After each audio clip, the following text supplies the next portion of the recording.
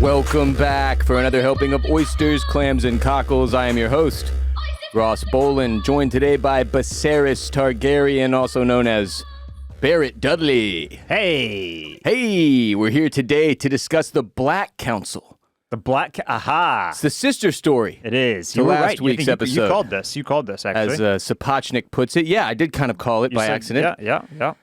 Green suit today, Barrett. Green suit because you're aligning yourself with the Greens officially. No, just that last week during the Green Council, I was in all black, so I reversed them. Okay, all right. But I added the eye patch. Yeah, right. For the right. audience today as well, the pirate eye patch. Yeah. Which was actually also planned before I watched the episode. Okay. And plays really, really well considering how things went. Well, incidentally, by wearing a suit and an eye patch, you've also just knocked out your Halloween costume. You're Dan Crenshaw. Texas Congressman Dan Crenshaw. You're not wrong. I'm looking at myself now on the camera, and it does just look like Dan Crenshaw's here podcasting about House of the Dragon. So that's interesting. Yeah, now I've never seen him with like a skull and crossbones on his eye patch, but I bet you it has one. What a tool! Like in his bag of eye patch, his Only, box. only true badass pirate lovers can pull this off. That's true. I will note it's already giving me a headache, so I'm not sure how long this thing will last on my face, but I'm trying my best. As we saw in this episode, even Aemond, he doesn't like to keep that thing on. That's very, right. You know what I mean? Even he takes it off. He likes to take it off and show off what has to be just the dopest bling I've seen in all of Westeros. That thing is tight. Is that a diamond? It might be. Some kind of blue sapphire? Blue sapphire? I don't know what it is, but it's beautiful. It's beautiful, is. baby. Oh, It gets the people going. It does. It's provocative. You ready to dive into this thing? Let's do it. Let's dive, baby. The 10th and final episode of the first season of House of the Dragon. We start off looking at the table in Dragonstone, and this thing has been updated, I would note, to be glow in the dark. You've got some coals going underneath it. Turns out nobody passed this knowledge on to the Game of Thrones generation, but you can light up the Dragonstone table with orange embers. Yeah, it's very, very cool. It is. I love this. Shame nobody told the future generations. Seriously, really is. By the way, speaking of the big map, Driftmark never gets mentioned in Game of Thrones, does it? Yeah, because the Driftmark throne and the Driftwood throne have been talked about a lot as far as Lucerys. Like, and are we sure Driftmark's not just the Iron Isles? Yeah. Okay. Yeah, it's been a big part of the season. What are you talking about?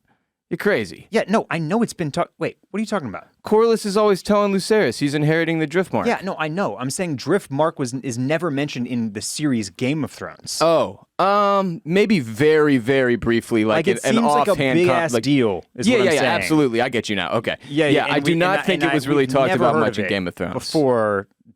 House of the Dragon here. So I'm just wondering as I'm wondering what happens to like the knowledge about the embers, just slide them under the table. Yeah. How does nobody even try? You don't look you're like, look, hey, what is this? Somebody like, I don't know, accidentally throws a torch in there, puts a little candle. He's like, oh, wait.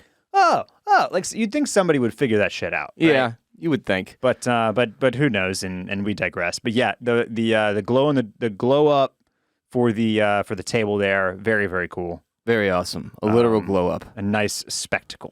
Rhaenyra and Lucerys have a talk around the table.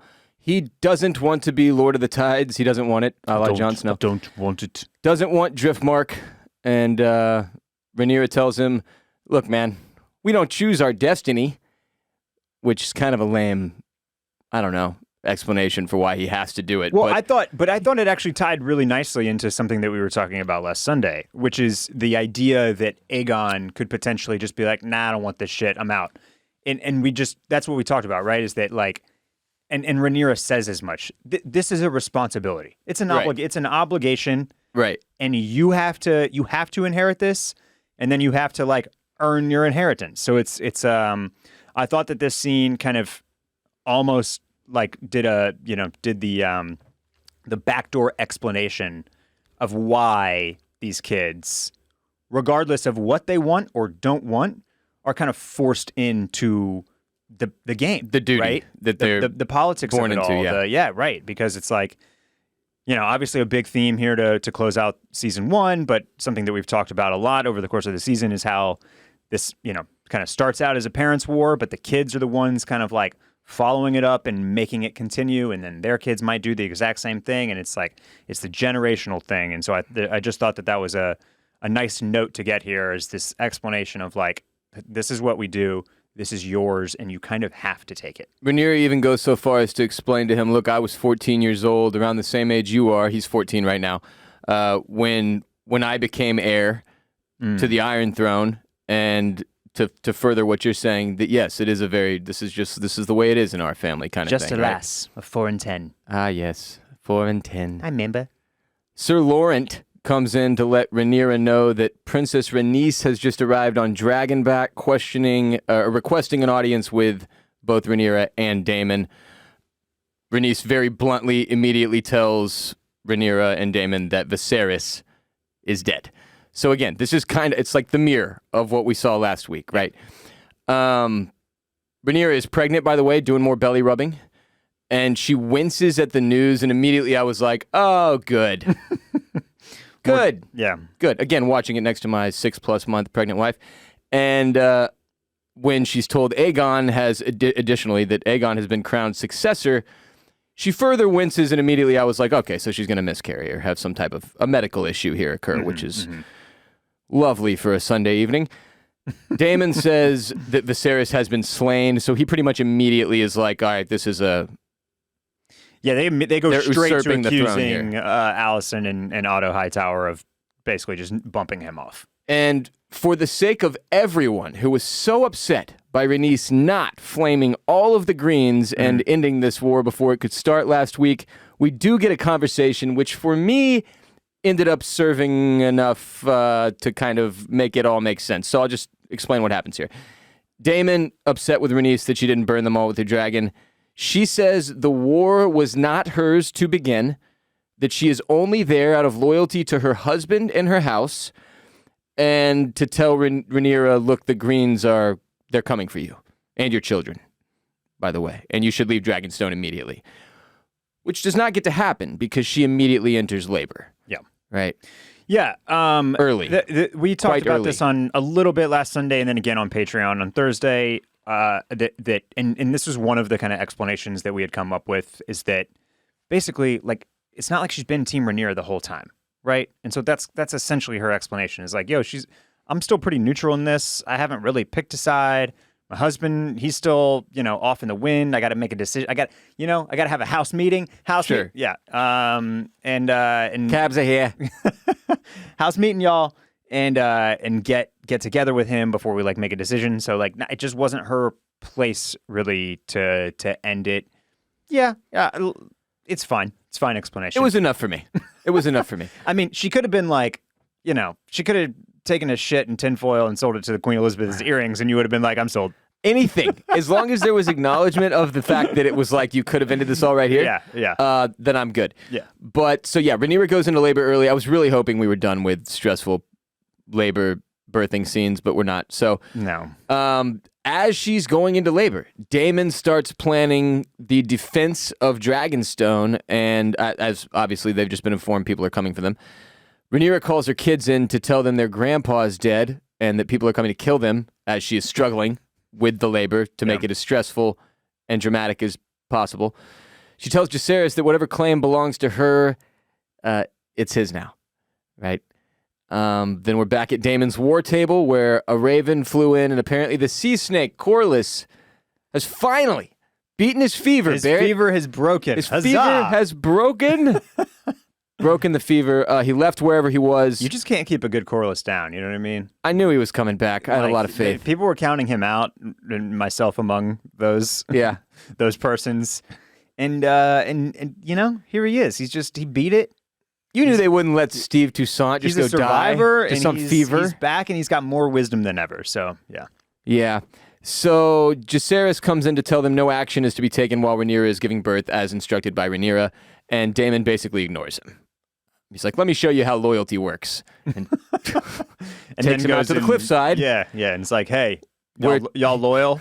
He takes 2 Kingsguard with him, and he's like, I suspect you may not be on my team. See how this works, kid? I'm doing it right now. I'm grilling these guys. Watch this. I'm going to bring the dragon out. Dragon comes out. He tells these guys he's grateful for their service to the crown. He's presenting them with a choice. Caraxes comes out. He tells them to swear fealty, adding that if they swear it now and later turn their cloaks, they will die screaming, which is just funny because last week you were like, why don't all of these people just immediately bend the knee and then later do whatever you have to do? Right. Live to fight another day, as I put it.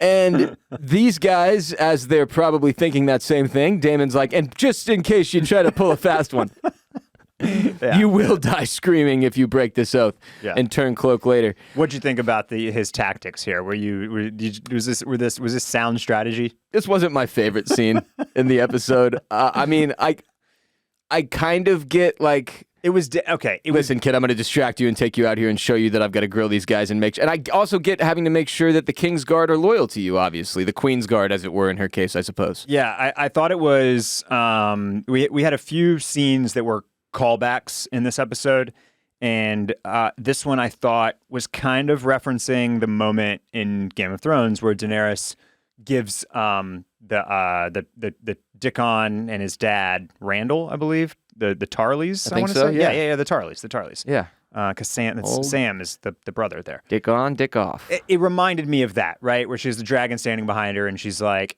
"Y'all gonna bend the knee?" And they're like, "Nah." And she's like, All right. "Peace." Later. Yeah. Yeah, you know, so it was very Some truly dumb shit. Again, just idiotic. It mirrored that for sure, like this, you know, this Targaryen way, where when we get more into this, we're like, Rhaenyra is really the only one who's not immediately just like, yo, dragons, Burn it all to the ground. Dragons. Yeah, We're gonna burn anybody that doesn't like us, we're burning them. You know, the whole thing, like just like immediately going to the nuclear weapons as they were. And they really make it feel like that in this episode too, which we'll get to later. Yeah, and so I thought this is an interesting moment here that Daemon is kind of using those same tactics that we saw late stage Daenerys employing as well. For sure. Rhaenyra, as he's saying, like, you know, if you break your oath later, you'll die screaming. We're flashing back and forth between her struggling to birth this child and him threatening these guys with their lives. They like to do this with the birthing scenes, give you something else to compare it to. Yeah.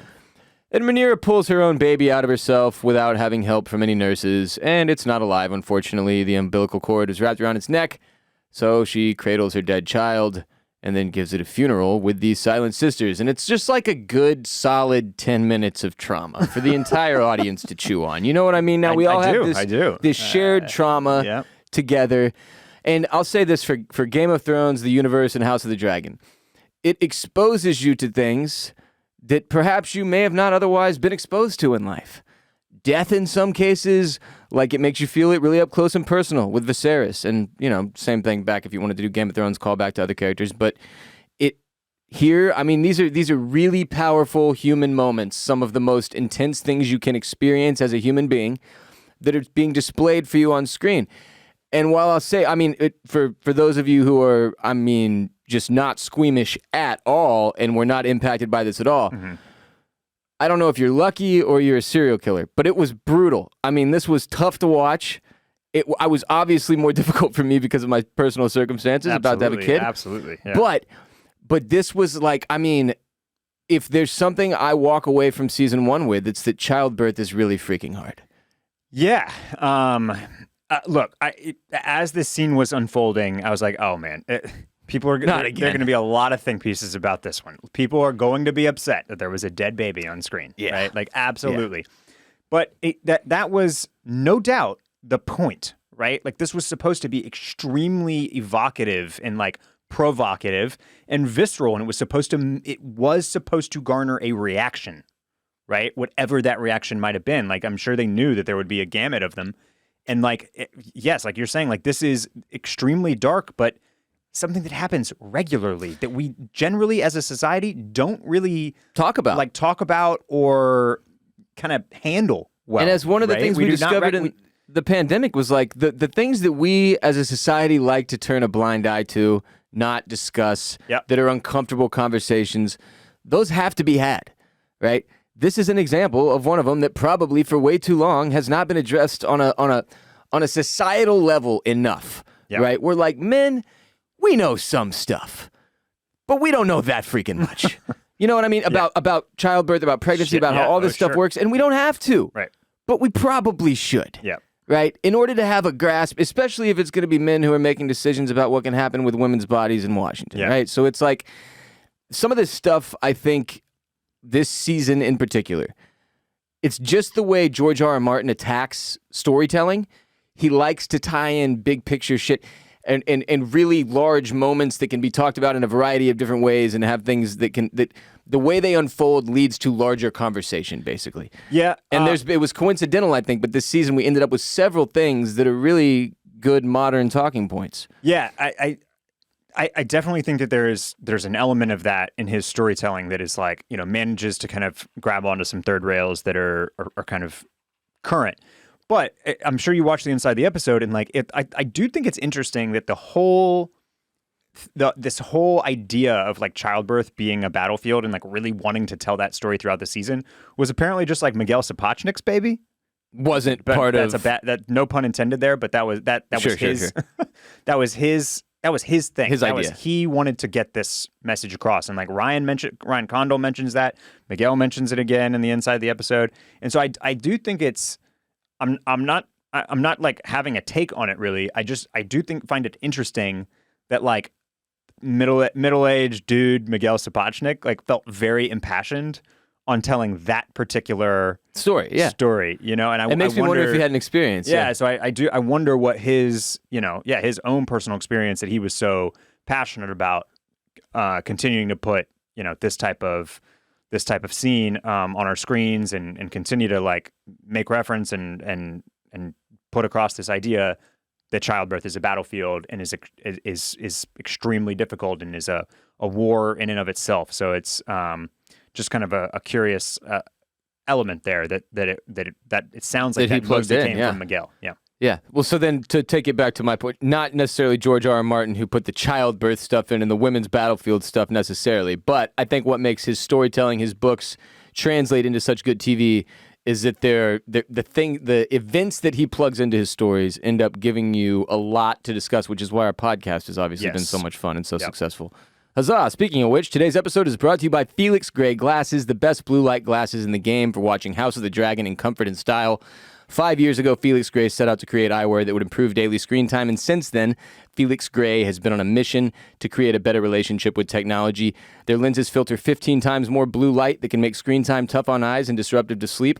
I have been working on the internet for over a decade now. I spend at least 10 hours a day staring at screens usually. My eyes get very worn out, and when I'm done with work, I like to relax by watching my favorite shows and movies and gaming, all of which involve larger, more intense screens. So a few years ago when I was introduced to Felix Gray, everything changed. These glasses are the quality of designer frames. It's not some cheap blue light coating that's going to come off.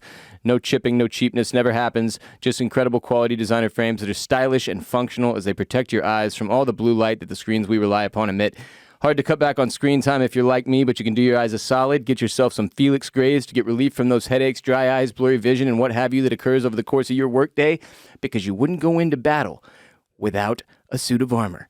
You shouldn't go to work without some Felix Grays. I've got like 6 pairs. The Faraday, the Nash, and the West are the ones I would recommend you go check out. I'm wearing the, Nash on my face today.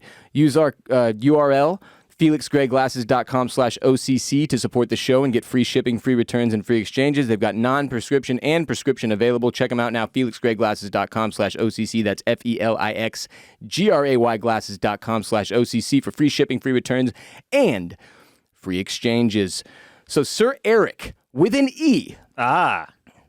That's the guy on Team Black, all right? So out of the 2 Erics, we got E on Team Black. Eric. A. Yeah. Arik. Eric and Arik. Arik is with the A, right? Yeah. Arik is on green. Eric is on black. Obviously, we have like a hound and mountain situation here. These 2 brothers that are destined to end up fighting, right? Probably in a slightly less epic fashion, if I had to imagine. Yeah, that was one of the more absurdly over-the-top scenes in Game of Thrones, looking back at it, when the mountain and the hound fought. You gotta think that one of them doesn't become a unkillable, living, dead zombie. Frankenstein? Monster. Beast monster, yeah. I don't think that that's happening to one of the Erics. And I doubt either of them will have lines quite as quippy and clever as the hound. Right? Yeah. Sandor Clegane. Yeah. But yeah, it's definitely possible that these 2 man-bunned, lookers come to blows at some point. Twin fight happening one day, probably.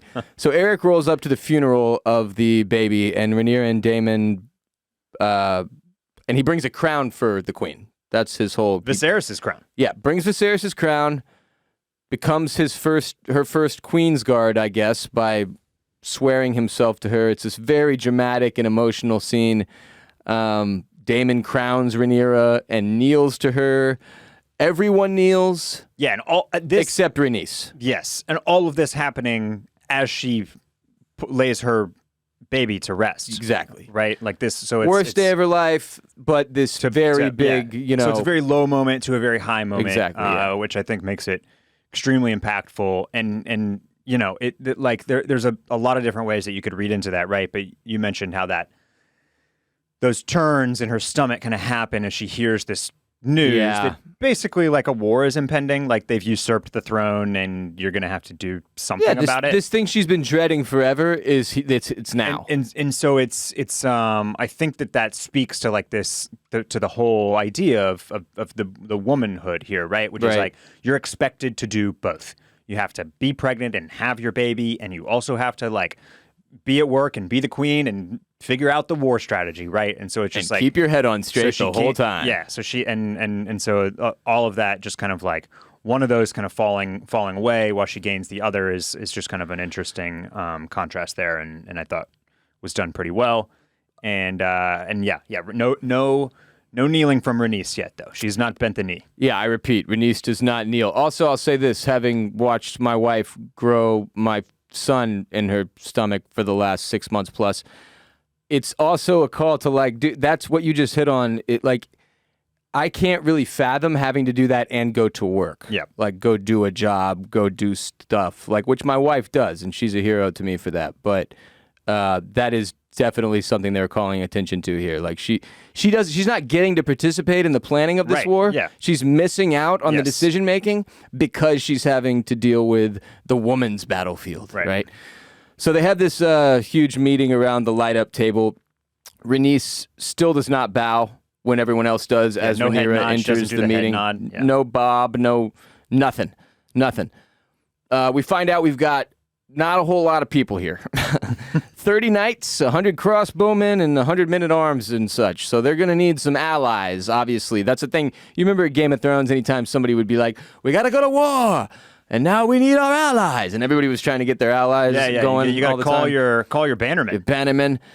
So Rhaenyra and Daemon immediately start experiencing some conflict here as they start discussing alliances and potential alliances. And it was probably something you saw coming on some level because they haven't exactly had the most normal relationship. They've not. And like we saw in the Green Council last week, where there are these little fractures within Team Green. You had to see them coming on Team Black. That, right? Like that's definitely a piece of the whole story, and why I assume it's going to go so terribly is that even within these two teams, like not everybody is aligned. Not everybody's going to be on the right. Not everybody's on the same page, and that is going to create issues within the issues. Yes, sir. Yeah, it's an onion, a multi-layered onion, except like it's not like Shrek where there's just fun laughs and donkey or whatever. It's like death and a lot of childbirth, some of which goes wrong.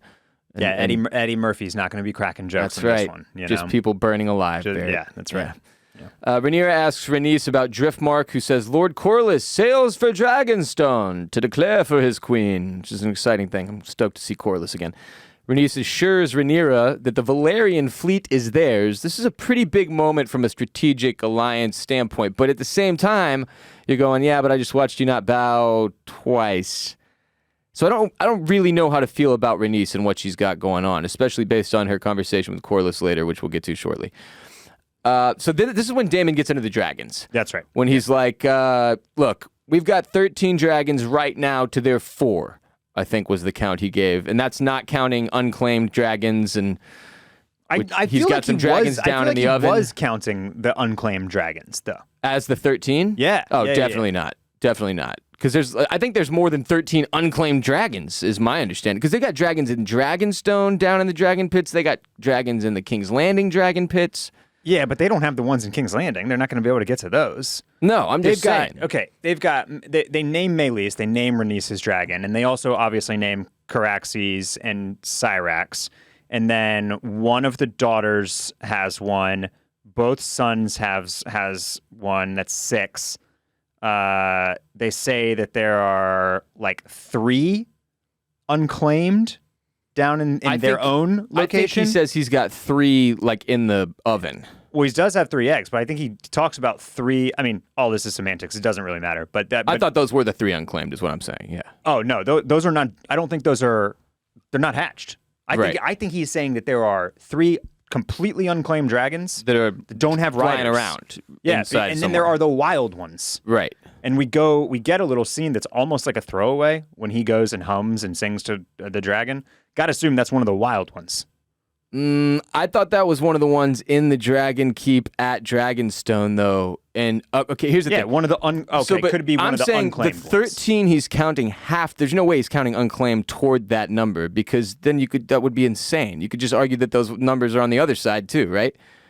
So I think he's saying definitively we have 13 dragons and they have 4. Maybe so. But I could be misreading that. If he is counting unclaimed dragons in that number, it's obviously just to further his argument, that's pretty transparent what he's doing there, right? Well, if you were on the other side, that is what I think he's doing, because somebody even asks, they're like, "Well, who's going to ride them?" Right? Like they don't have he basically like, that's great, but they don't have riders, so yeah, if you can't just go get a bunch of dragons, they still have to bond with somebody and then have a dragon rider. Yeah, right, of course. Which is one of the things that gets weird when he goes down there and like seemingly bonds with yet another giant dragon. Well, it does raise a good question. Can you have 2 dragons? Can you have more than one? Or there's some sects of Targaryen religion that allow you more than one, perhaps, like more than one wife. I mean, Daemon did like to take multiple wives. I shall take a second dragon. Shouldn't they all be trying for this, like constantly? Yeah, just adding to the numbers. I've got 5. Jumping from dragon to dragon in the sky. Is that some shit we're going to see later? Well, maybe you can just do like a flying V style, where like as long as you're bonded with all of them, you can be on like the lead one, but you have the other ones flanking you. Hashtag double dragon. Double dragon. Starring Dennis Rodman and Jean-Claude Van Damme. So Daemon wants to surround King's Landing with dragons. He's like, let's just take all these dragons. We've got 13 of them. Maybe some of them aren't being ridden yet, but it's fine. And we'll surround King's Landing. He's basically making decisions without consulting Rhaenyra or trying to have any type of conversation at all in real time, and it's clearly a problem. Then someone comes in and interrupts the meeting and is like, oh, hey, just a heads up, Otto Hightower is here. He's assembled a crew, and they're rolling up. They want to parlay. So Otto says he's there at the behest of Queen Alicent. By the way, they always have to meet on these bridges. And I'm not sure what the plan is, if it's like, look, there's one way in, one way out for each of us. If conflict happens, we can just turn around and run the other way, and we can get away. And then she violates that by parking her dragon behind them, so they can't escape. I think that I think this is also very specific to Dragonstone. Like, that they have this big, long, like walkway down from the castle. But is this the same one that we saw Otto and Daemon meet at before? Yeah, this is one of the callbacks I was talking about. This is a total callback to this exact moment. I didn't realize it was the same spot. In That's episode 2, that's the exact same spot on the bridge, and Rhaenyra literally does the exact same thing, which is fly up and park here her we dragon. go again. I come back here again. Behind Otto, and then walk through. So it's almost like a shot for shot. Of course, this time she's on Daemon's side. Except for she is literally on Daemon's side this time, and the conflict is slightly different. But my man Otto, just balls of steel, continuing to show up on this bridge here with the dragons at Dragonstone, never with a good message. You got to hand it to this guy. Like I cannot believe this dude. And it's funny, if you've ridden with us for the last several months and you watch The Sopranos with us, this was one of the things that I never understood about The Sopranos is like basically like how everybody always obeys like the sanctity of a parlay, essentially.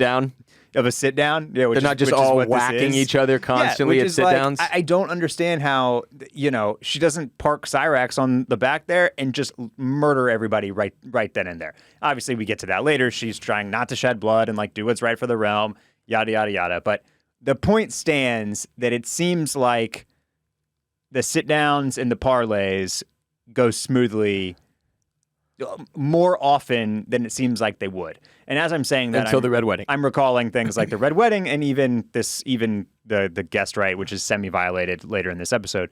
So maybe I'm wrong. Maybe this is constantly violated in Game of Thrones. And I'm just you just never know. Every time it's not violated, I'm like, huh, interesting. Yeah, it's funny because the Mafia does really sketchy shit too. Like they have that thing, the sanctity of the sit down, but then like they're constantly lying to each other to set up murder anyway. So it's just bizarre. So Otto says he's there at the behest of Queen Alicent. He has a message for Princess Rhaenyra, asks where she is, cue dragon noises. Rhaenyra flies in. She's got her crown on, lands on the bridge that they have obviously met on before, like Barrett said, and behind Otto and his men, so they have nowhere to go. So she leaves Cyrax back there, walks over to Daemon's side, calls them all traitors to the realm. Otto says that they are offering terms. Basically, you have to acknowledge Aegon as king. You can have Dragonstone. It goes to Jacaerys. Lucerys gets Driftmark, becomes Lord of the Tides. All the other sons by you and Daemon get places at court, specifically the ones by her and Daemon. And then there's pardons for all those who conspired against the crown. Yeah. So Daemon shits all over that immediately, which is not shocking at all. Nobody thought they were going to accept this. But Stark, Tully, and Baratheon, all houses we are extremely familiar with from Game of Thrones, are all apparently considering terms from the king currently. Rhaenyra says they all swore fealty to her when King Viserys made her his heir.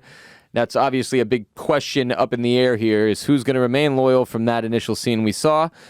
Otto calls Rhaenyra's claim a stale oath and says the succession changed when Viserys sired a son. Rhaenyra calls him a fucking traitor, drops an F-bomb in there, and Otto calls forward the Grand Maester, who hands her a page from the book her and Alicent were reading that they ripped a page out of, which is apparently a symbol of Alicent's love for Rhaenyra. Yeah. Their friendship, Barrett. It's what's important. She needs to remember it. Yeah. These two, they still have a bond deep down.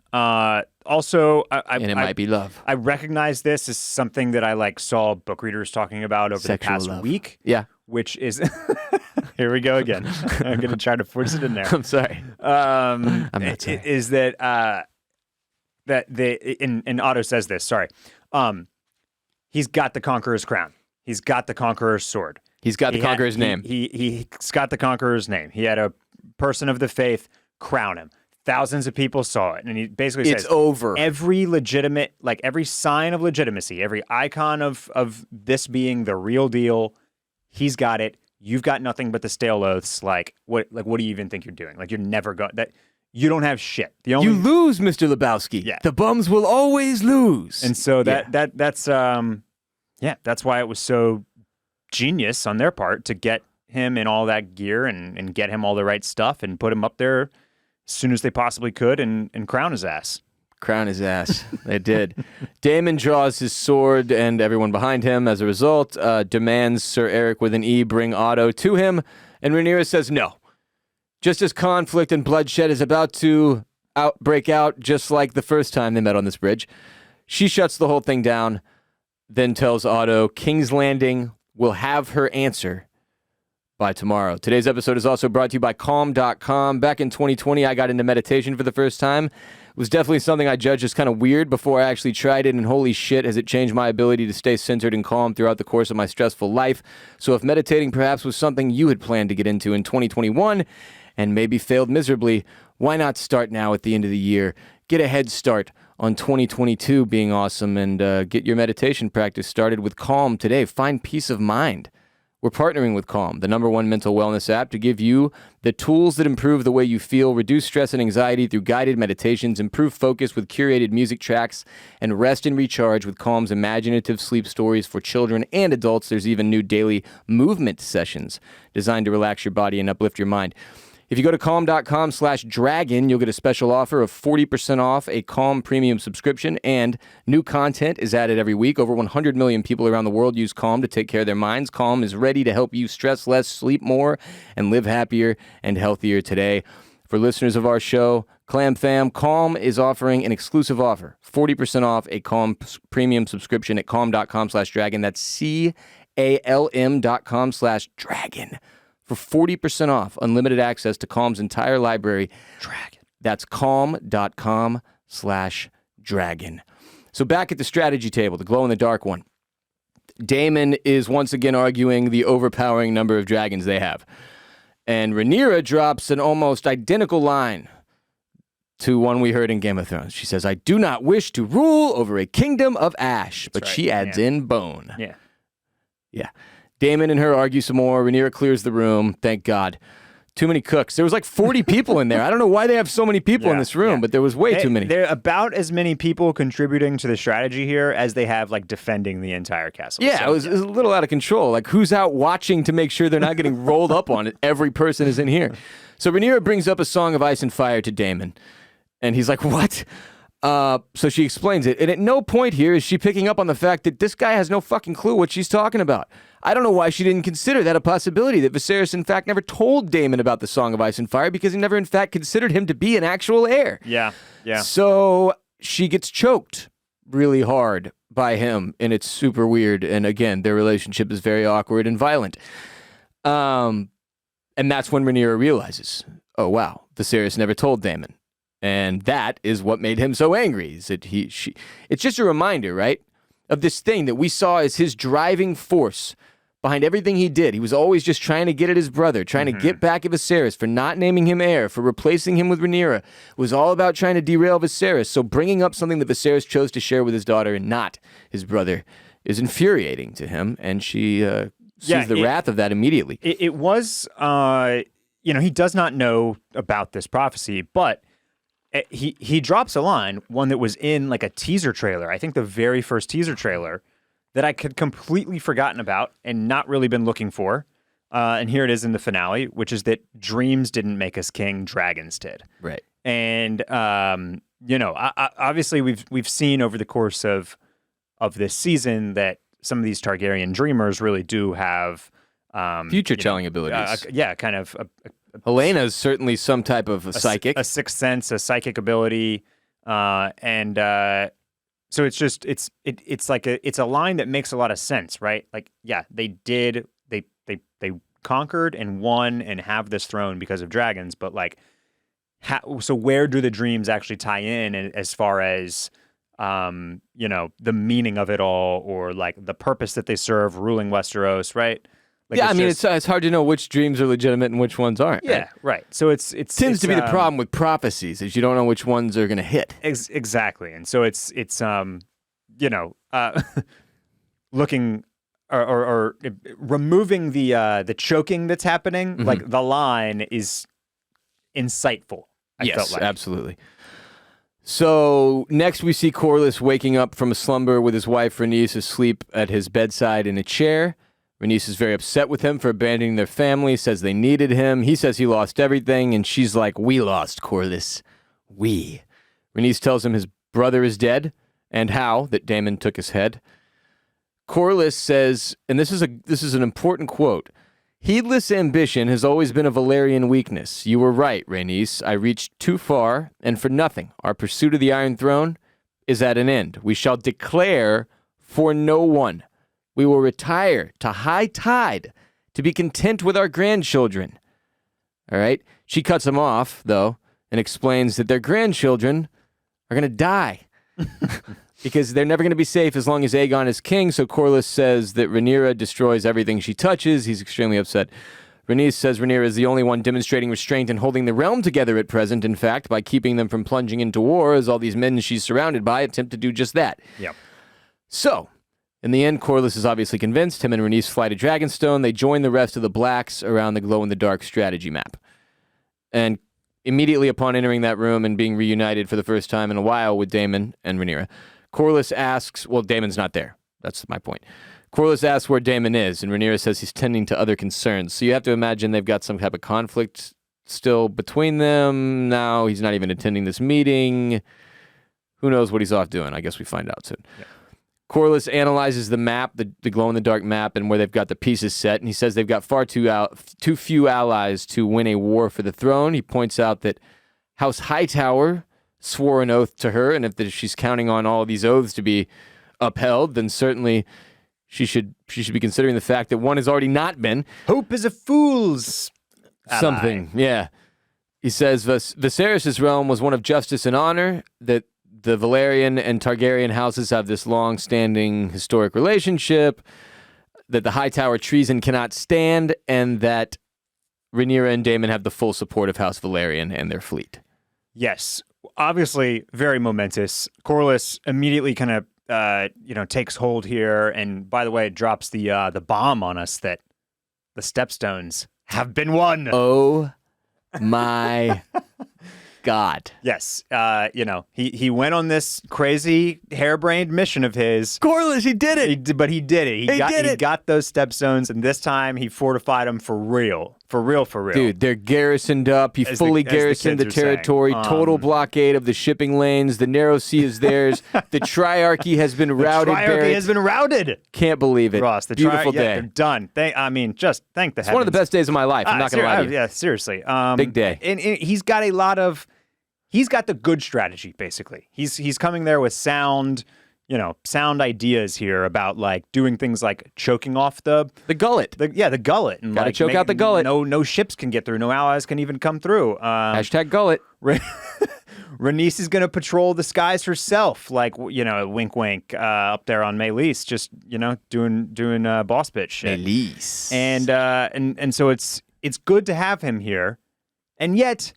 It still is you got to think, like, as far as he and Rhaenys know, Rhaenyra killed their son with the help of Daemon. Not good. Their two not being talked about. Their enough. two grandsons aren't actually their grandsons. Also not being talked about enough.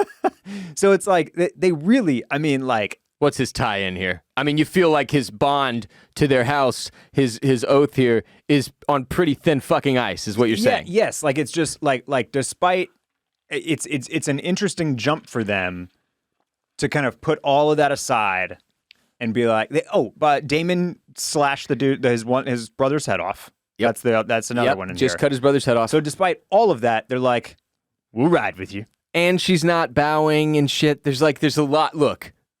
Stuff's gonna happen with Corliss and Rhaenys, obviously. I'm not even saying that, and I think Rhaenys was waiting for her husband. She was waiting to declare a side or remain neutral, and that's why she was not doing the honor of kneeling or head nodding. But she's in there prodding and poking, asking Alicent if she's ever pictured herself on the Iron Throne and shit. Yeah, you know what I mean. I'm sure there will be some turning of the coats. Maybe she knows chaos is a ladder. As we move forward here. But the point being, they seem to be committed to the cause as of our present moment. Yeah. And I do find that interesting given all the headaches that this family has kind of put them through. Absolutely. So Corliss and Rhaenys fly to... I already said that. Excuse me. Rhaenyra responds to Corliss with, "You honor me, Lord Corliss." And then she turns... Princess Rhaenys, because she obviously seems to know it was probably the latter that talked the former into joining her side. She says still, if war is to come, the first stroke will not be by her hand, and that Rhaenyra wishes to know who her allies are before she sends them to war. Corliss then gets into the Stepstones, announces that it's been fully garrisoned with a total blockade of the shipping lanes, and the narrow sea is theirs, and the Triarchy has been routed. And it's a huge moment for us, just huge. Rhaenys is going to control the gullet, so they have the whole shit locked down. Yeah. And Jacaerys suggests when somebody's like, "Get the ravens, we must send word to Winterfell and Storm's End and the Eyrie." Jacaerys is like, why, dude, what's wrong with you? I'm going to fly. I've got it. We're going to, dragons, the dragons, guys, the dragons are a much more powerful message bringer. Yes. And I was like, as well. They're faster. Good thinking. Yeah. Good thinking from the kid. Unfortunately, he gets his brother fucking killed. But good thinking from the kid. Yeah. Suggests dragon riders instead of ravens. So Rhaenyra agrees and sends Lucerys and Jacaerys on dragonback to the Bannermen's houses in Winterfell, the Eyrie, and Storm's End. Today's episode is also brought to you by Chime. The end of the year is nigh, and you need to make sure you have your finances in order. When you need to access your money, you can do so fee-free with Chime at more than 60,000 in-network ATMs at many locations like most Walgreens, 7-Eleven, and CVS. You can also send money to anyone, even if they aren't on Chime. Fee-free to you, no cash-out fees for them. Chime, no monthly fees, no vibe-killing fees. Sign up for a Chime checking account. It only takes 2 minutes, doesn't affect your credit score. Get started at chime.com/dragon. That's Chime, CHIME.com/dragon. Chime is a financial technology company, not a bank. Banking services provided by and debit card issued by the Bancorp Bank or Stride Bank. Members FDIC, out-of-network ATM withdrawal fees apply, except at MoneyPass ATM. In a 7-Eleven location and at any Allpoint or Visa Plus Alliance ATM, other fees such as third-party and cash-out deposit fees may apply. So Rhaenyra takes Lucerys and Jacaerys and tells them, all right, fine, you're going to these, I'll send you. I think Lucerys takes Storm's End. Jacaerys is taking Winterfell and the Eyrie. And she says, you're messengers, not warriors, no fighting. And she's got a guy handy who brings out a book for them to swear in the eyes of the Seven Yeah. that they shan't take part in any fighting, which just seemed funny. Like, it's your kids, man. I don't know. You just can't take their fucking word for it. She's like, bring out the Bible, make them swear on this shit right in front of me. Well, she's queen now, right? So I think everything has Makes to it more have a official. little pomp and circumstance, and they gotta. They even say, because right, the kids are like, they say your grace. They're not like, all right, Yeah. see you, mom. True. True. But yes, obviously, the conversation with Lucerys here was what we refer to in the industry as a McBain. What is that? It's a reference to what happens to McBain, I believe, in the Shakespeare in the thing? Shakespeare play. What's the one with the guy with the blood on his hands? You know, the Macbeth. Macbeth.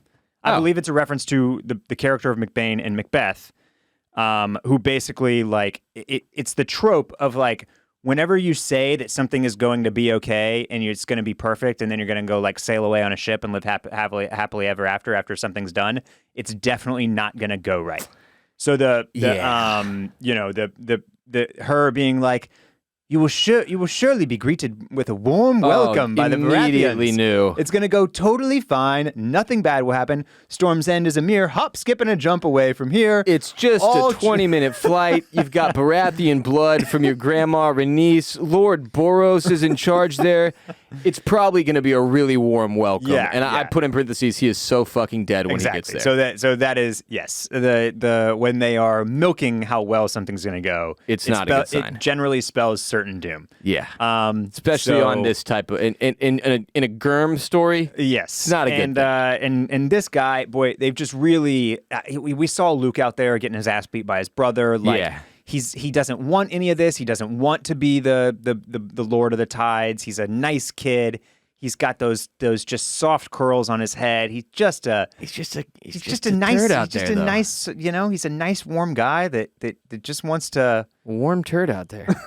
he just wants to hang out and What does he want to do? He hasn't even I said. don't know. Play he just chess. doesn't want to do the He things wants they need him to He do. wants to play chess, but he's a nice kid, and except for that one time when he accidentally Cut that kid's eye cut out. his cousin's eye out. Yeah. So, His cousin was being a shit, though, in fairness.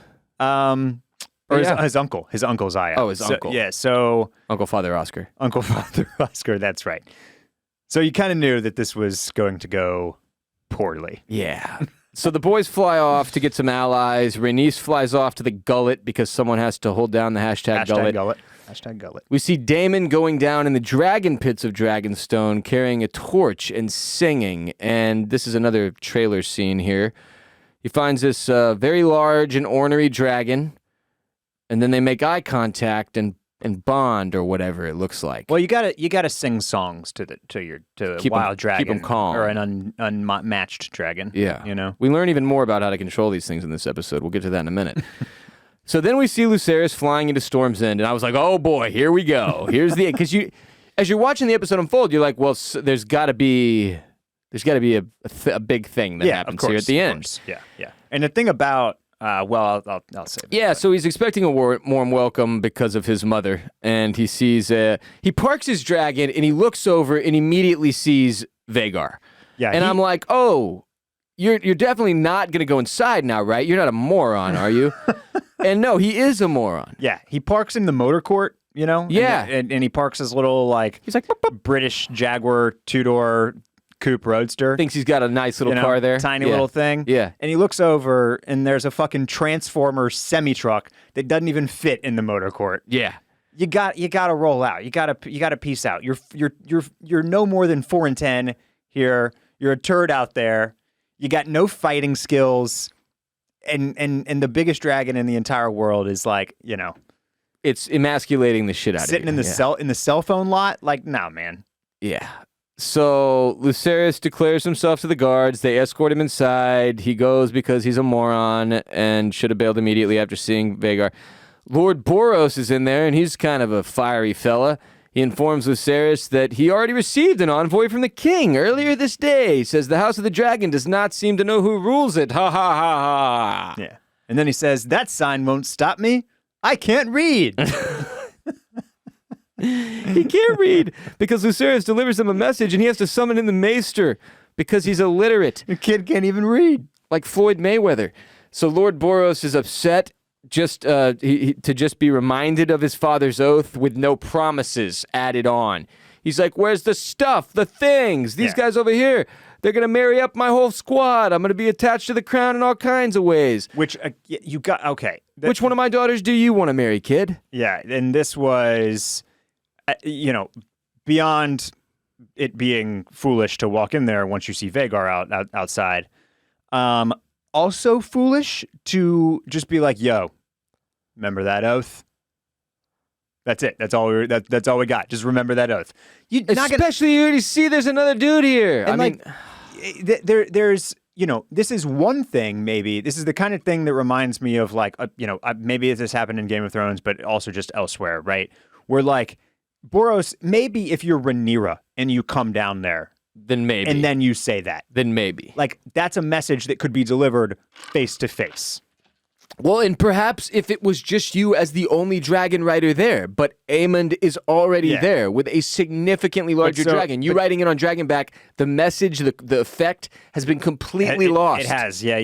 So you're getting no respect here. No, and this is a small dragon, Arax is. He's a little guy. He's a little guy. He's a little fella. Yep. And but yeah, just he walks in, he's got none of the swag, and then his message is just a real piece of shit. And then the guy's like, all right, look, listen, you stink, but I'll let you marry one of my daughters. Which one do you want? Pick one. Got him up here. I've got him up here lined up for you. Which one do you want? And he's an idiot. So he goes, already betrothed. It's like double middle fingers at everybody in the room. And so Lord Boros sends him home and says, tell your queen I'm not a dog to be whistled up at whenever she needs help. Lucerys says, I shall take your answer to the queen, my lord. And then Aemond stops him before he can leave. He says, wait, my lord strong. Did you really think you could just fly around the realm and try to steal my brother's throne at no cost? And Lucerys is like, I told my mom I wouldn't fight. I said I wouldn't fight.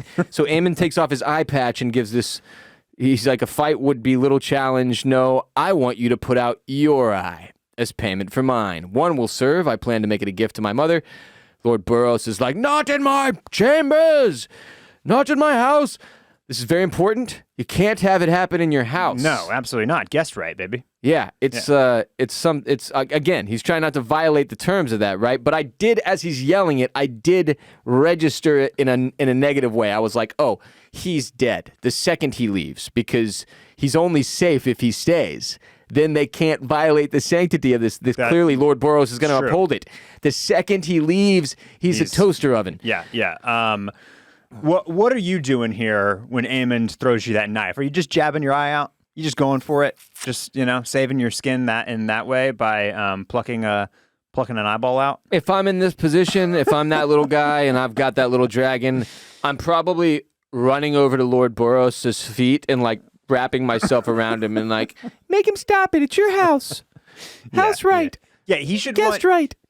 He should run into the house. Yes. Like go hide up, like just this is a big castle. But that's the thing. Lord Boros pretty much sends him to his death. Yeah. You know what I mean? Like I think it's pretty obvious. He's like, look, you can go kill him now. He's gone. He's out of my house. Go ahead. Do your thing. Yeah.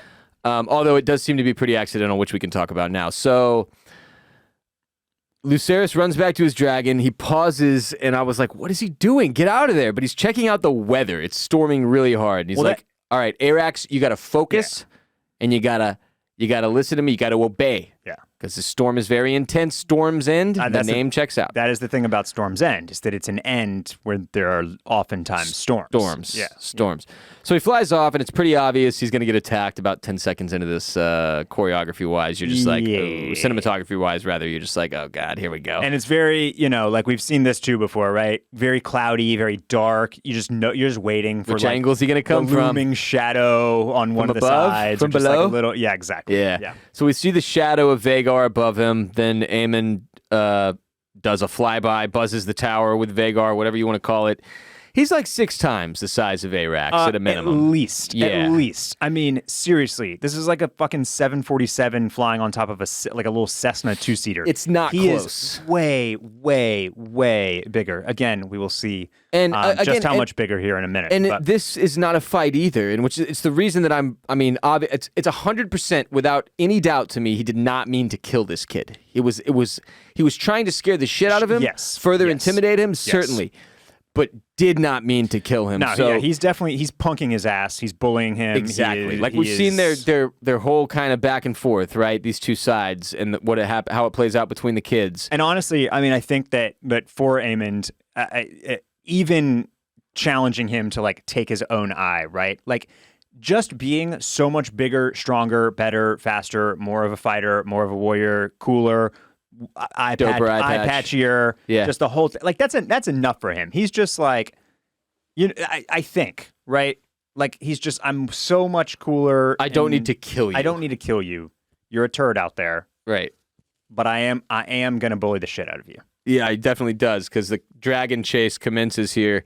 Arax ends up hiding, like in some type of like a... Yeah, he dips down. He that's the one thing he's got is the size. He's Right. using the size to his advantage, so he gets into some valleys and some crevices and kind of gets into some spots where Vhagar can't really follow. Aemond starts yelling in High Valyrian at him, come out, wherever you are, basically.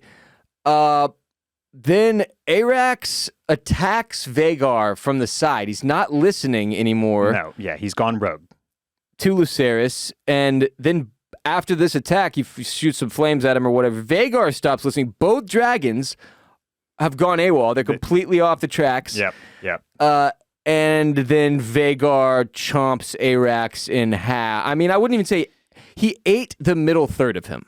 Basically. Yes. Yeah, which included Lucerys. the rider Lucerys. Included. Yeah. He's very, very, very dead. After Arax flames Vhagar, again, didn't do anything. I don't know. That was my big question here is why Arax, as a dragon, 1/10 the size. Like it reminded me of like my dog when he goes after a really big dog. I'm like, true. Bruce, That's true. you weigh 12 pounds. That's a 90-pound Doberman, you stupid ass. Yeah. So it was a, but he wasn't serving him. He wasn't serving. No, but it was serve me, Arax. A bad decision there to go after him. Flies up, tries to get up super high, and then chomp. Vhagar just Damn it. He gets him from the he T-bones him with his mouth, or with her mouth. She T-bones him with her mouth and takes the sounds sexual. the middle third of him, like you said, and Lucerys is quickly dead here. Yeah, it's a crazy ending to that kid's life. But as I said when I first laid eyes on him, you did. That kid is gonna die. You knew it. Interesting to me. Okay, I just want to note. Big moment, pretty much kicks off the war. Yes, right? Absolutely. First death in the war, basically. And it came as a result of disobedience of 100% of the dragons involved. Yep. Both dragons go and do their own thing, and it causes this massive, massive moment, right? Mm-hmm. Daemon delivers the news to Rhaenyra that Lucerys is dead. And I'm immediately considering when that's happening, like, okay, so could people know that it was Aemond who did this? And in my opinion, yes. You see that look on Aemon's face. And he's like, oh, I fucked up. Yep. This is really, really bad. Holy shit, this is really, really, really bad. How do I tell my mom? You know what I mean? Mm-hmm. And Vhagar was there at Storm's End. There would definitely have been, every person in that whole fucking area would have been aware of that dragon's presence. Mm-hmm. He flies off right after Lucerys and Arax leave. I don't think it's a stretch at all to say that somebody would have gotten word back to them that this was this guy. You know? The thing that was crossing my mind is that, now Vhagar, if he had gone for a cleaner chomp there and just gotten the whole thing, no evidence left behind. One fell swoop, then there's black no box. evidence. But even with as much as he gets, we see like the wing, spiraling down, fluttering down. You think they're gonna go find that shit? Well, no, that's what I'm wondering. It's almost a surprise to me that the report coming from Daemon at the end when he informs Rhaenyra is not like Lucerys has gone missing, right? Right. Like nobody's seen him, nobody's seen the dragon. What happened? So that is a question. It's again, not one that really matters. Like you said, like. a lot of people would have known what the situation here was, and then maybe that big dragon wing like falls down like 10 feet from the castle. We don't know.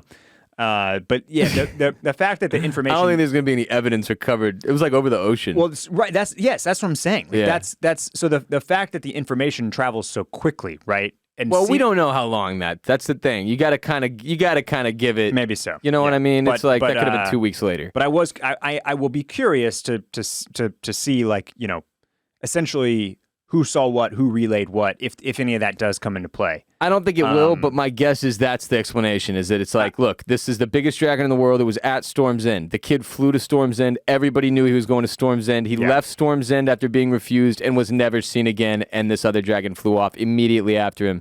It seems like that would be enough to at least maybe give Aemon some blame. We'll see. We'll see if that gets cast on him or not. I think one of the really interesting things about watching the show is knowing that the book is neither of us are book readers, obviously, but we know that how the book is framed, which is like it's this essentially an oral history, like it's accounts from everybody that was not a lot of color around, but it's all very like kind of unreliable narrators and not always from the horse's mouth, and like not like a strict by the history text. It's more of a telling of it. And so, which is it's pretty much what history text is. That is true. You know what I mean? The victors get to tell history, or however that idiom goes. But turns out it's pretty complicated. But so it was just so that's just interesting knowledge to have, because like it's possible that in the book all we know is that Aemond riding Vhagar kills Lucerys and Erex, and that's it. That's all that anybody knows. But it's like. But then we get the fill-in here, which is maybe a show note, maybe a Gurm note. Or we don't know. I would take it a step further. My guess is that everyone knows Lucerys died in his dragon and he disappeared. Yeah. But these guys could have taken it a step further and made it Aemond. Or they, you know what I mean? Could have filled in this like gray area of like, well, it was actually the dragons went rogue. Aemond didn't actually mean to kill Lucerys. Maybe they made that twist. Maybe they made and that's something that there's room for. Because of the way the book is written, which is like this, which we're getting a lot of this. Yeah, a lot of so it. I do find that part pretty cool. That they're able to kind of like fill in those gaps, tell parts of the story that aren't in the book, but that are now essentially being made canon since George Martin is a part of this show and is, informing the decisions that are made. So for sure. So Rhaenyra, obviously, she's informed by Daemon Tyr that she's lost another child in some capacity. We don't know exactly what he said. There's no words.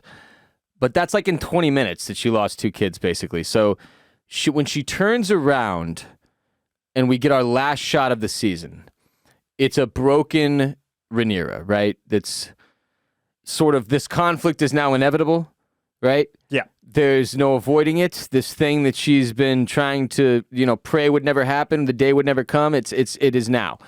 And the way all this unfolded between her dad dying and Lucerys dying and everything kind of exploding in her face, it's just, I don't think there are any other options, right? And we kind of discussed earlier this season, did we think we would get any war in season 1? And it kind of made more sense, especially as we got into episode 3, 4, 5, 6.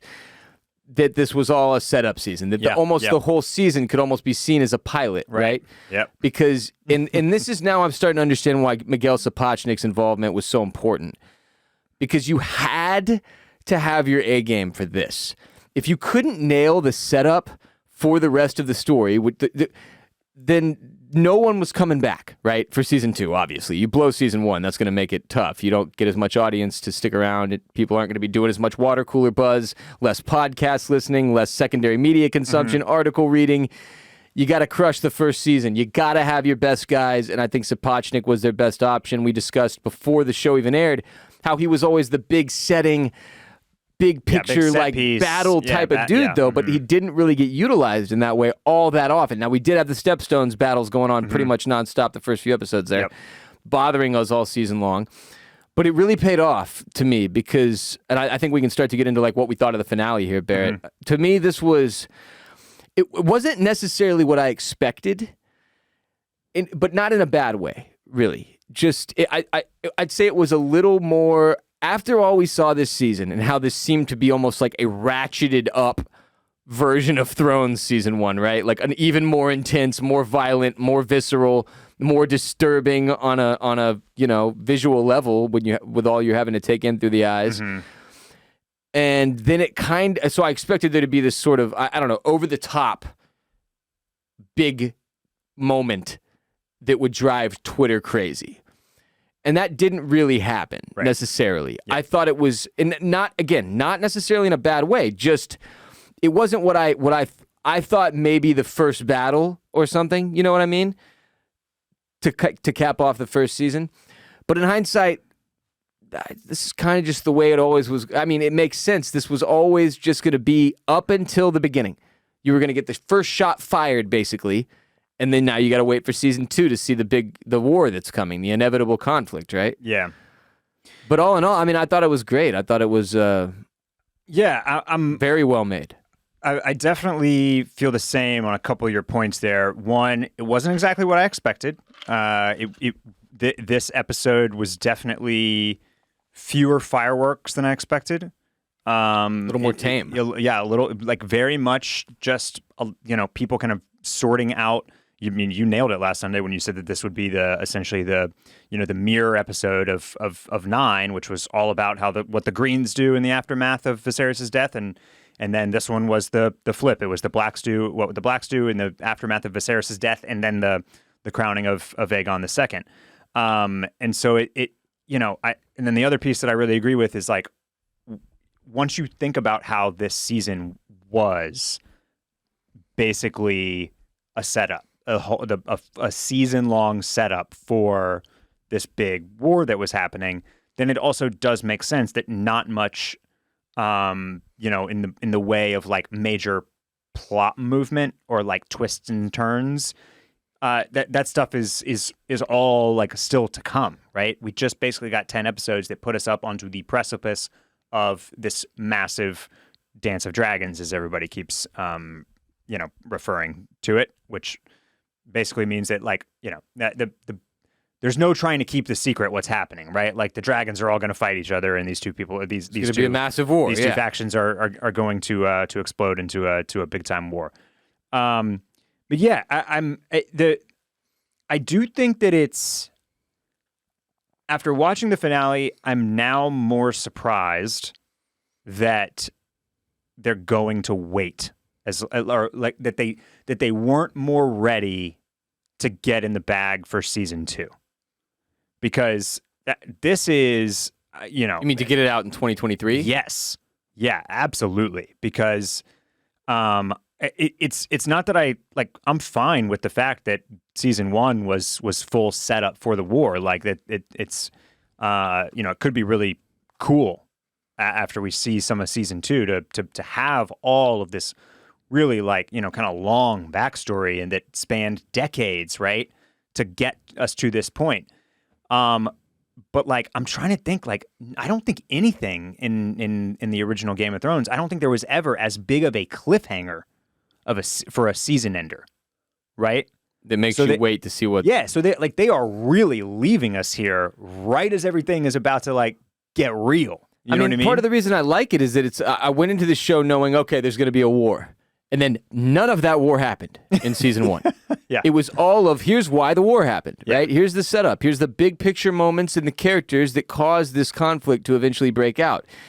And so, to your point, the new season 2, it has started production, but they're not expected to finish filming until summer of 2023. Yeah. Which is why we probably cannot expect to see House of the Dragon until early 2024. Yeah. It's That's a long time. Like a lot of people, one of the criticisms about this show has been in this season is that with all the time jumping, you haven't been able to bond with the characters the same way that you were able to in season 1 Game of Thrones or other similar shows. So it's if we're starting to do that now that the characters are all the same and now that we're not doing those big jumps, and I'm really, really looking forward to season 2 being in a more traditional linear time. But you gave me all the backstory, which was clearly very important, and now I got to wait 18 months to get the good stuff. Get the good stuff, and it's a long time to just remember all of this. You know what I mean? Yeah, for sure. So it's that's my only kind of thing. Having said that, I'm glad about two things. I'm glad that, one, the wait will give me a chance to rewatch all of this without having to immediately come to a podcast afterwards. For sure. And then two, I'm glad that it will not be no more Sunday nights where I got an Austin FC conference semifinal and the Astros in Game 4 and Sunday Night Football and like just having this. Oh, it's hell, Barrett. Getting paid to podcast about a TV show. What a fucking brutal life you have. But okay, what you wouldn't enjoy your having all your sports on not at the same time as Game of Thrones? This is a first world problem, but. Well, in our case, it's work. But yes, to your point, it is always a pain in the ass when the Sunday night schedule conflicts with the sporting schedule. But that's also just part of being a TV fan. It is, but okay. Let me dial it back. My point is, you're making money and you're a big baby. Yes. Okay. So let me dial it back from there. It will be nice to not have as many other distractions when you enjoy it a second time through. Is that what you're saying? And for season 2. Sure. I always liked Game of Thrones when it came on. Fingers crossed, knock on wood. What are you talking about? When it came on in the summer. Oh, okay. Because it's like a dead time for everything else. So you can really like that's like the bit, So because we'll be getting it early 2024, most likely 2023, most likely 2024, we will get it spring 24 is my guess. Which will be a different time frame entirely. Which will be a different time frame entirely, and it'll just be like it'll be a little bit. It will get more of its own, its own moment. Not that there hasn't been a ton of social media and banter and podcasting and everything has still surrounded it. I'm just personally looking forward to it being not in the fall, is what I'm saying. I'm curious to see how the numbers break down when it's all said and done. This first season of House of the Dragon, it's one of the things I think we will discuss on patreon.com/oysters, clams, cockles this week, in addition to the entire first season as on the whole, driven by hotline calls from the Mollusk Militia that is there supporting us on patreon.com/oysters, clams, cockles. But yeah, this is going to be, it's going to be a long wait, to be sure. One that I'm interested. I'm interested to see how I feel about that time frame once this show comes up. Because I'll say this, for the last couple of years, man, the things have gone weirdly in terms of how quickly life seems to pass by. There was a point, in the pandemic a couple years ago where it was the slowest fucking shit I've ever endured. Yeah. And then now it's like weeks. This is the fastest 10 weeks I have ever had. Maybe ever. And it's because I have so much going on. And to your point, we've got the Astros trying to get to the World Series against the Yankees. I have no idea. Do you know what the score is? You got any kind of update I over think there? it's 6-5 Astros, but I'm not positive. My wife is pregnant. I just moved. It's been freaking utter chaos. And it ended up being fun because it's like this has sort of served as the anchor to my week. Like the one thing I know I can count on is watching House of the Dragon and then doing the podcast with y'all. So it's been a blast, but yes, I absolutely do not want to say that that hopefully nobody took it that way. Like it's awesome that we get to do this, and I'm very, very happy that we are doing it this way, to record immediately after and be fresh about it and all of that. It's just it's a lot. Oh, it's a beating with everything else going on. And you're right, life never really stops. So I'm sure there's gonna be something. I'm telling you, you're gonna be trying to go to soccer games or something. Exactly. So hopefully not Sunday night at 8:00, but yeah, no, I mean it's not that bad of a time frame parenting wise, because the kids are asleep, so you kind of get to do your dirty old adult show after the fact. But in terms of like my sleep schedule, this has been ridiculous. But I mean, this is the first time Barrett and I have ever we did what, 3 seasons of Game of Thrones. Yeah. 3 live seasons, and we never did it this way, where we recorded immediately after, and it kind of puts a lot of pressure on you to not forget any of the key elements. But we had a lot of fun, and I got a lot better as the season went on at taking the exact amount of notes I would need to make sure we covered everything. We really appreciate y'all being here with us. And if you're wondering, like, what do we do next week? Well, first of all, remember, later this week, Barrett and I will be back on patreon.com/oysters, clams, cockles with further discussion about not only the season finale of season 1 of House of the Dragon, the Black Council, but also the season on the whole, with hotline calls driven by the Mollusk Militia tier of those of you supporting us on patreon.com/oysters, clams, cockles. And if you're like, well, why would I go join now? If you join now, you gain access to our entire backlog of all the hotline calls from all season 1 long. It's a nice way to support the show, say thank you to Barrett and I, support our small business, Bolin Media, and enjoy even more House of the Dragon talk. But of course, Barrett and I will be back later this week, and you immediately gain access to our entire backlog of The Sopranos. If you're like, what do I watch next? The Sopranos. As well as everything else that's on there. I mean, There's so much stuff you and I have watched over the years. Yeah. We've done Patreon podcasts now for 4 years. Four years. So there's just like, I mean, There's a ton of stuff. There's tons and tons of backlog, and just for 1 month's payment of Patreon, you immediately get access to the entire catalog, which That is correct, which sir. is pretty cool. And in addition to, so first of all, the Sopranos podcast is friendly to first-timers and repeat viewers. Barrett was a first-timer. I was a repeat viewer. We kept it clean the whole way through so that you can enjoy the show without it being spoiled for you. It was awesome. We had a great time. It passed a lot of the pandemic. Barrett and I watching The Sopranos together. It's one of my favorite all-time TV shows, right up there with Game of Thrones and House of the Dragon now. And in addition to that, next week, White Lotus Season 2 airs on HBO. And as I mentioned and announced on Patreon last week, Barrett and I will be covering Season 2 of The White Lotus. So if you did not watch Season 1, it is only 6 episodes. It is magnificent. It's glorious. It's funny. It's a little mystery. It's a little bit of everything. A little bit of societal microcosm type of shit going on in there too. Very funny show. Mike White is the creator, correct? Creator, yeah. Writer, yep. Very good stuff. Really looking forward to Season 2 starting next Sunday, and Barrett and I will be discussing it. And then taking hotline calls on patreon.com/oysters, clams, cockles to even further discuss it with those of you who want to ride with us there and support our podcast. A lot to talk about on The White Lotus. It will be a lot of fun. Barrett and I podcasted about Season 1, a year and a half ago? Yep. Or whenever that was. Yeesh. You can scroll down in the feed and listen to our White Lotus Season 1 episodes if you never did, and join us next week here and on patreon.com/oysters, clams, cockles for the White Lotus Season 2. Get yourself some merch at bowlinmedia.com/shop. Save a horse, ride a dragon, t-shirts, party like Damon, slay like Rhaenyra, all kinds of good stuff. OCC logo hats and shirts, bowlinmedia.com/shop. Make sure you're on our TikTok, at Oysters, Clams, and Cockles on TikTok, Oysters, Clams, Cockles on Instagram, Clams and Cockles on Twitter, at Barrett Dudley on Twitter and Instagram, at WR Bolin on Twitter and Instagram. Listen to the Ross Bolin podcast wherever you listen to Oysters, Clams, and Cockles.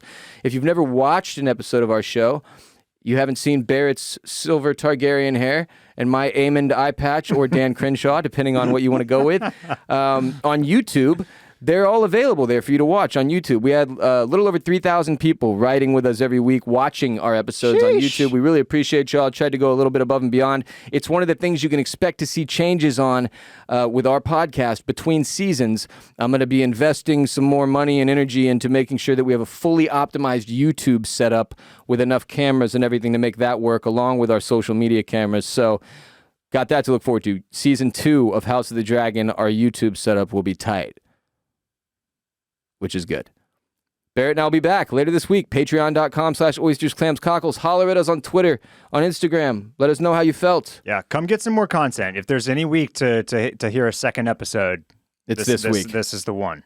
Get in there. If you've never been on our Patreon and you just want to say thank you for the season, that's a great way to do it. Just join, throw $5 on there, get in the Crustacean Nation. You can listen to all the extra episodes, or $10 for the Mollusk Militia. You can watch them all. Join the Discord, call the hotline for this week's hotline call episode on patreon.com/oysters, clams, cockles. Again, it was a blast. It's been an honor to serve you all. We appreciate you. Everyone in the Clam Fam, Mollusk Militia, Crustacean Nation, be back soon. Season 1, it's done. We did it. We did it. We did it. We sure Season did. 1, House of the Dragon. Wow. I feel really good about it. I'll talk even more, both of us will, I'm sure, about how we felt about the season on the whole on Patreon later this week. And until then, Clam Fam, Valar Morghulis. But both me brothers were soldiers.